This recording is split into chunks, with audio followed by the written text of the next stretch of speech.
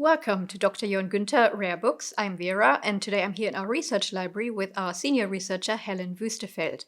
So, Helen, what do you have for us today? I have a manuscript in which the miniatures are stunning and are maybe even more important than the texts that they accompany.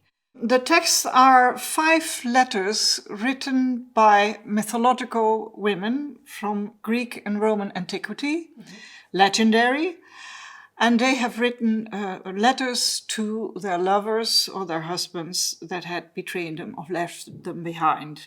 The texts were written by Ovid, the author of Roman antiquity. Our present-day edition looks pretty plain, but this is a lavishly illuminated manuscript version. So I imagine the original owner must have been somebody very special.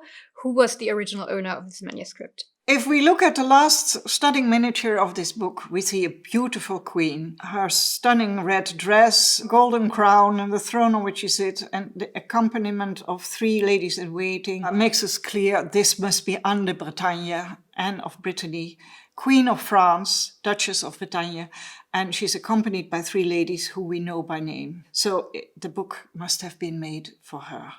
So let's have a closer look at the miniatures. Those miniatures are very beautiful and very detailed. So I imagine a very famous illuminator must have illuminated this manuscript. Do you know anything about the artist? We call him the master of the Chronique scandaleuse. He was one of the best in his trade, end of the 15th and early 16th century. In the miniatures, could you show us the storytelling aspects of the miniatures? How do they work? How do they tell the story?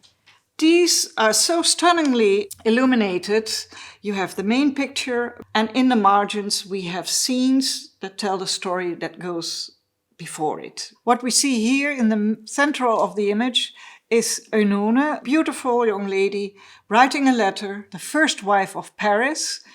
Paris was the son of Priamus, king of Troy, and in the border decoration we see stories of his life. Here, his mother already notices terrible pains, fire and snakes before he's born, so she realizes the son is going to bring trouble. When he's born, he is sent away to the forest to die in the forest.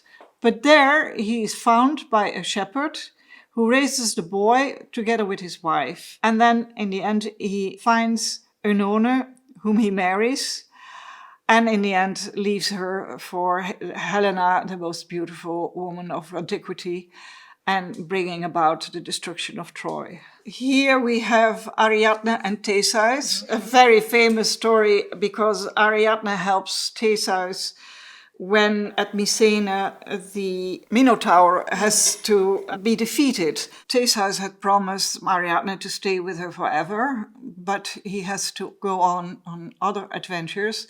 And in the morning she awakes at the island of Naxos, and she finds her bed empty. She runs to the beach with a flag, a white cloth, to signal to the ship, hopeful that the ship may return, but it didn't. Here we see Dido, who writes a letter to Aeneas, who she also has seen leaving on a ship, and she writes to him she can't live without him, and that she will commit suicide. And that is a tragic scene that we see in the lower border of this miniature.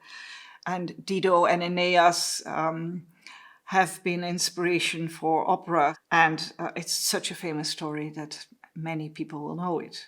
And this was the reason for making such an extremely beautiful manuscript that tells a story also as if it's seen through a window. You see these miniatures with a border. The costumes are so stunning that you could also think, would these poems be performed at court? Yeah. Would there be have been tableau vivant or even recitation of these poems? Because it is really a telling story on each page. Thank you for showing us this wonderful manuscript. And if you're curious about this book, please contact us at Dr. Jörn Günther Rare Books for further information.